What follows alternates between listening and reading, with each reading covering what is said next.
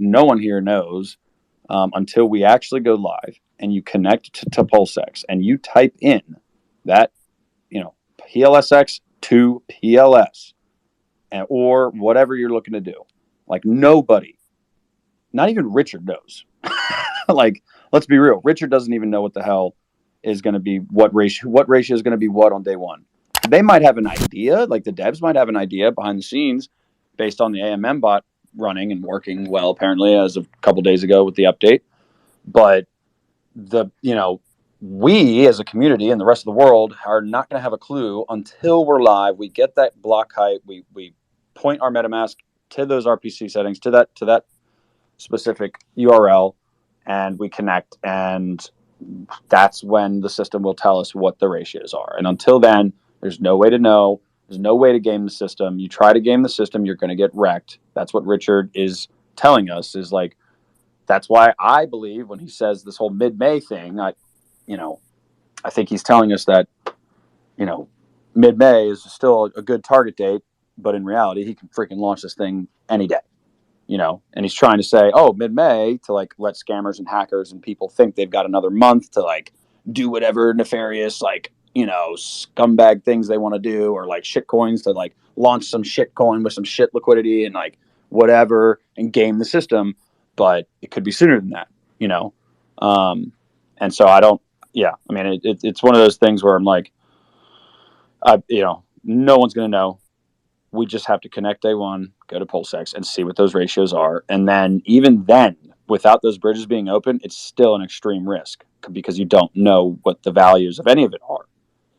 So I'm kind of subscribing to the belief of hold all of my airdrops, do not touch any of the Genesis tokens that I'm being airdropped, and just market buy or swap new capital, whether that's DAI. Apparently there's, if you go look at the Pulsex balance, the Sacrafice wallet, there's $279 million in DAI sitting there.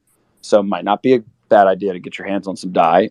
Also, buy and stake Hex, but also have some liquid Hex, because I have a firm belief that everything in Pulsechain, when it launches, the best pairs are going to be, everything is going to be paired to Hex. Pulsex will be paired to Hex, and I think the P Hex, the Hex on Pulsechain, is going to reach parity very quickly, if not, instantaneously, with its Ethereum Hex counterpart.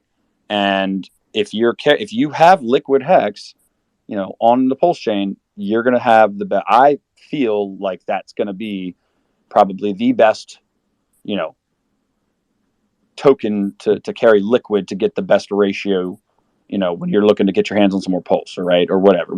I don't know that yet. I'm just speculating on that. But that, think about it from a big picture. What is Richard Hart's baby? Hex. Everything revolves around Hex. Pulsechain is launching to solve the Ethereum gas fees, because Hex would get murdered on Ethereum over time, and we would lose adoption because no one can afford hundreds of dollars in gas fees or thousands in for a max length Quattro Cinco, depending on how, if you're not a whale, whatever, it's just an average Joe. So that's kind of, let's Jim has had his hand up for a minute. Let's let him get in here. Yeah, sorry. You mentioned that people to get their hands on some DAI, and that's a lot of people hold obviously other stable coins, right? So that is something that I'm very curious about, and like one, because I have a show and I try to think about that kind of stuff, but two, it's like, would you really, and I'm asking this as a question, not inferring, but would you really want someone to swap all their USDC for DAI before the launch just because the OA holds it? Is that the only reason? I'm just curious. Like, does that just mean? I think USDC has the ability to invalidate tokens on other blockchains.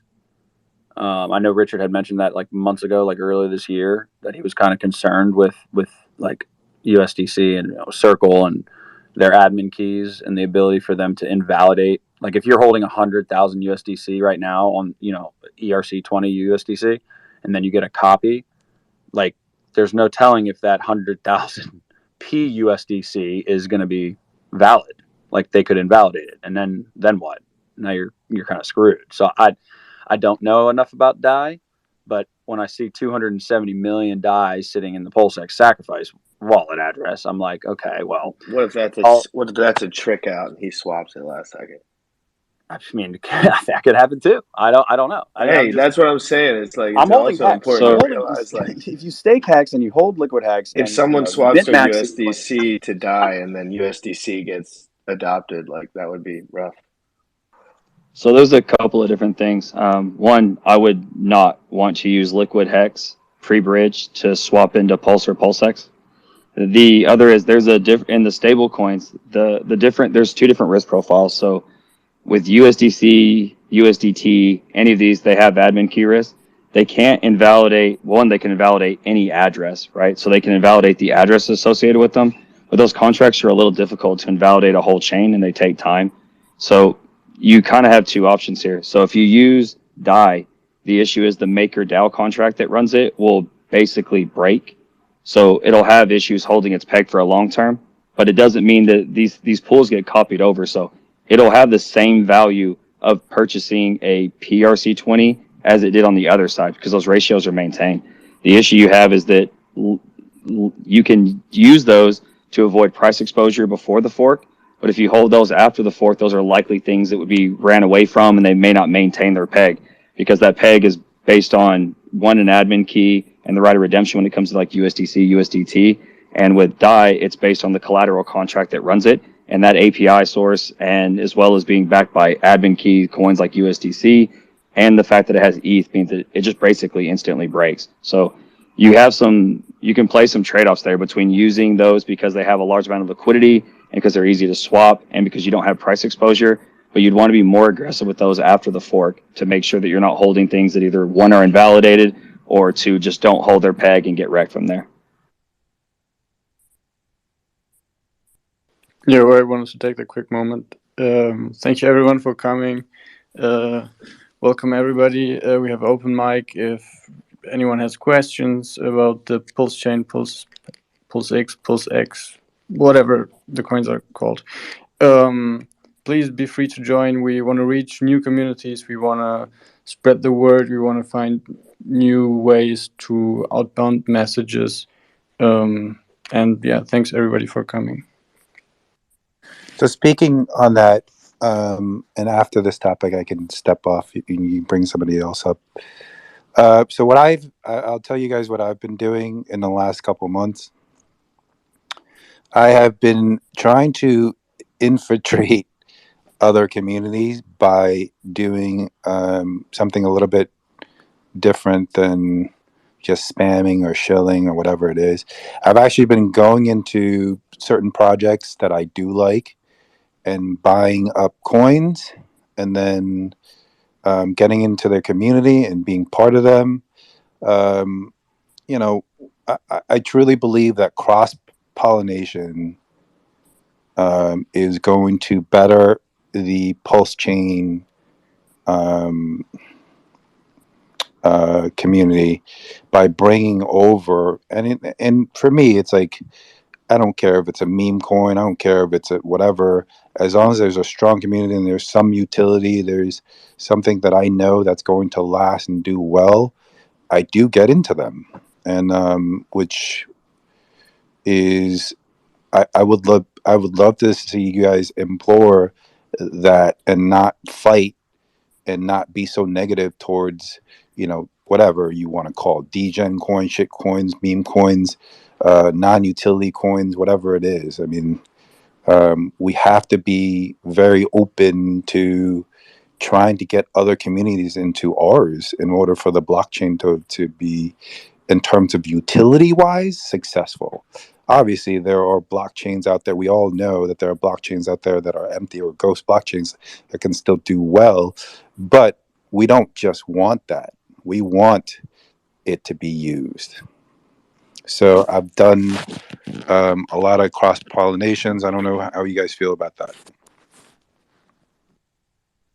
The trick is, you do want to be open because you have to have hearts and minds to actually get people to adopt these things. And especially in crypto, it's hard enough to understand any of it. It's really hard to understand why one's better than the other, right? So you know, if you're comparing like Pulsex and Uniswap, right? Like the vast majority of people can't look at this. And, you know, if we start getting into, you know, there's a trustless buy and burn that's a public call function that has re-entrant protection and EOA, like, you know, you can quickly talk above people's heads. So you definitely have to win them over on the level they're at now, which means, you know, not being rude, you know, speaking politely, making sure you understand the product thoroughly, you know, so that you can speak intelligently and win people over. You know, that was something that got me caught onto RH very early. It was him talking to Roger Ver, and I really liked a lot of what Ver did early on, and I liked some of the ideas that, like with Bitcoin Cash, I actually liked some of the design compromises they were doing better.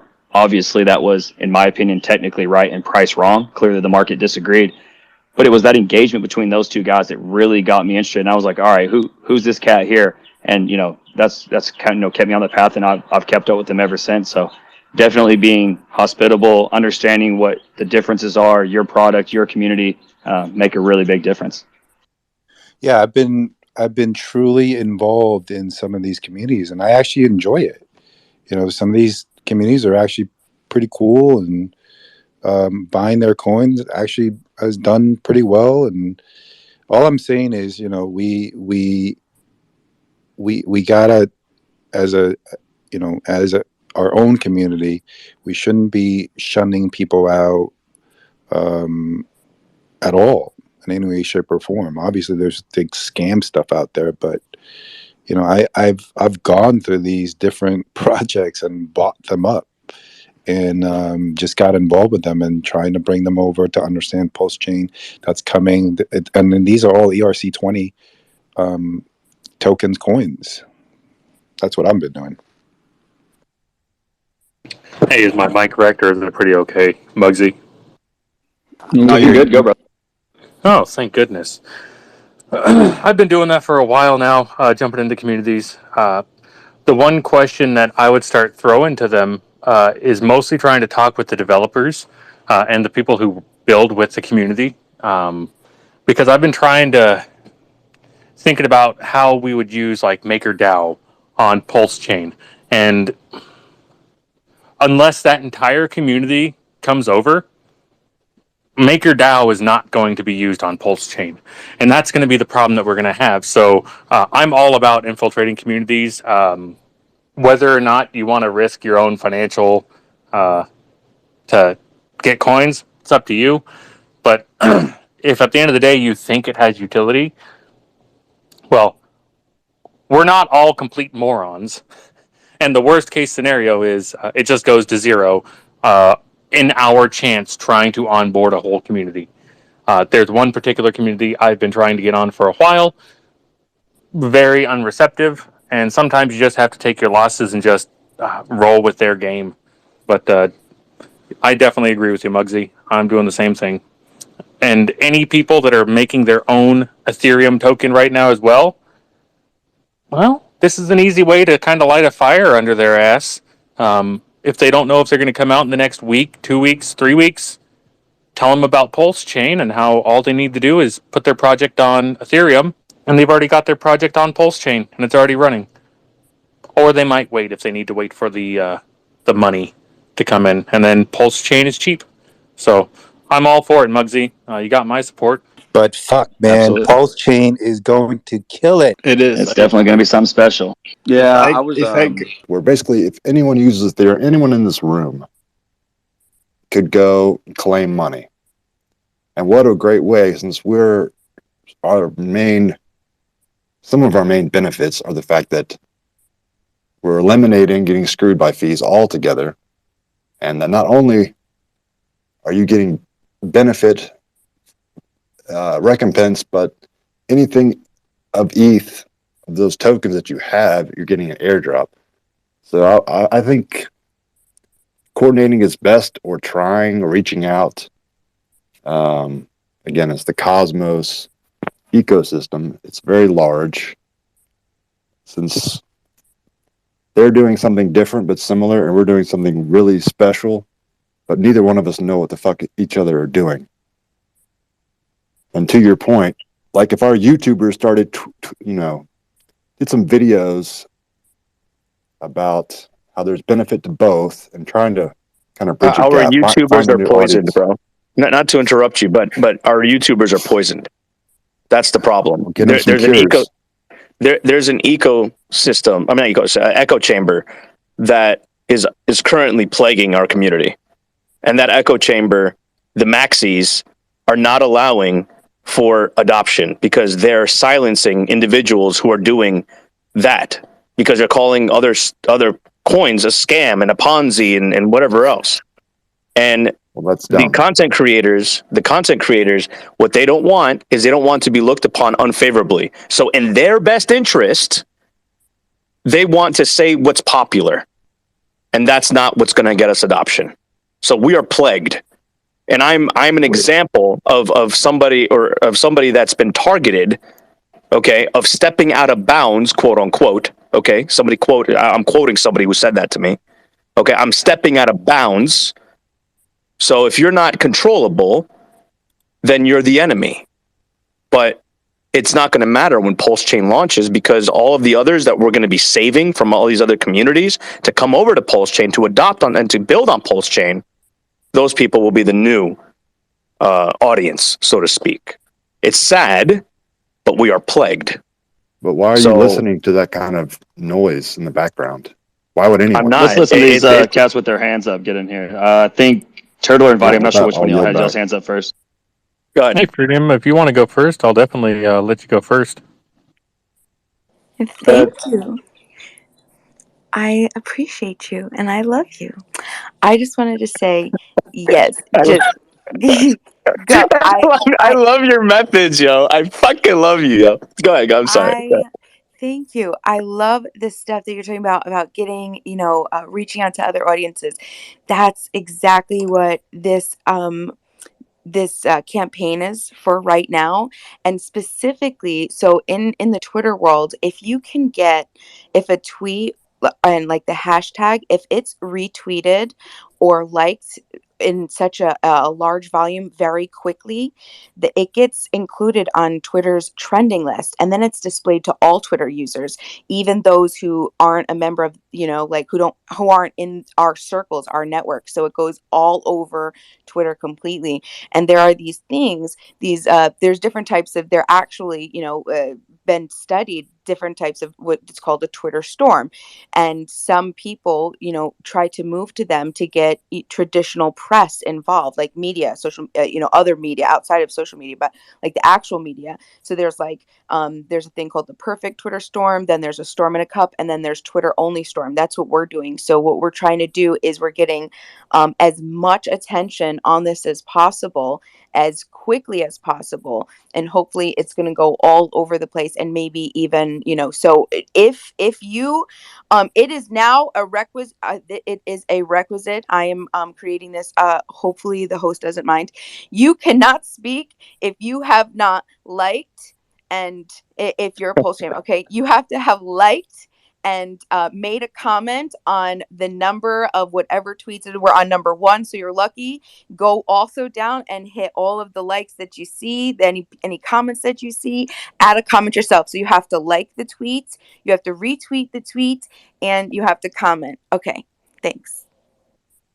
So in response, I love that idea. I absolutely love that idea. You're right. The trending is definitely an outlier kind of situation to go and find more people, right? The only thing the only pushback I guess I can think of as far as being a devil's advocate is that usually you're up there for like 30 seconds, 5 minutes, and then it just goes away, and then the next thing kind of just pops up. So we'd have to really nurse that. Yes, you're right. And we're doing it over a period of 24 hours. So there's going to be a total of 33 tweets. And so we have an opportunity to get this, at least up there as many times for as long as, possible. So if it's everyone's job today, everyone in this room, there's a lot of people in this room, guys, I'm going to go down and I'm going to start calling you out. I want to see likes, at least hit the like, retweet. Let's go. If you're a Pulse advocate, if you like Hex, let's go, guys. It's pinned to the top. Okay, it's Hex Turtle and then Maxi. Let me go So, ahead and do Joker, I that. definitely agree with you on the whole reaching out to the communities because at the end of the day, what's Pulse Chain going to be supported by? Just Hexicans? I mean, yeah, at the end of the day, sure, it will. But You guys, I honestly, mean, just no. airdropping all ETH users their coins is the biggest Exactly. marketing. It's ridiculous. What different kind of engagement, like just like going into other communities, or what do you think? Go into other communities is literally what you need to do for this purpose on Twitter. Not on YouTube, on Twitter. YouTube is a whole different process. I mean, that can talk about that for 10 hours. But for Twitter, you need to go on here and you need to start venturing into other communities. Start being a jack of all trades, right? Keep in your hearts, of course, Richard Hart's ecosystem. Keep into your hearts and understanding that you are part of the best financial product in the fucking world, Hex and Pulse Chain and Pulsex. Okay? That's what this is. But you're going to have to venture into the unknown. You're going to have to start getting to know other people, other content creators. Inject yourselves in their community. Buy a small bag of their coins. Show that you're trustworthy, because you are.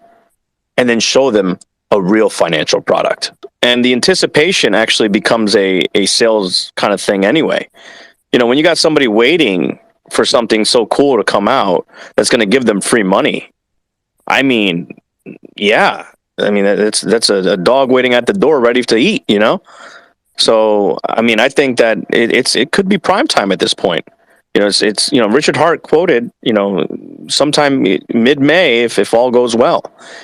And now you could be like, hey, this really cool thing that's going to get you this free money, and it's like, you know, going to really be the next Ethereum, and it's going to parity ETH, and you're in, as soon as it comes out, you could go ahead and buy it early.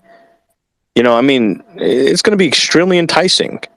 You know, so I think that now is a prime time.